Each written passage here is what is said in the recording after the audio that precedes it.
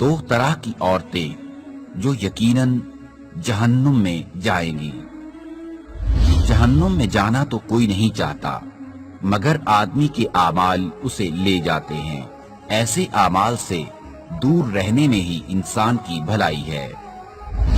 دو طرح کی عورتوں کا جہنم کا ایندھن ہونا یقینی ہے۔ بھڑکیلا اور شوخ لباس پہننے والی عورتیں جو زیب و زینت اور نشیب و فراز عیاں کرنے والا لباس زیب تن کریں۔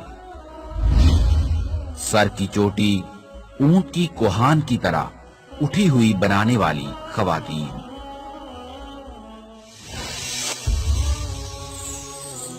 پیغام ٹی وی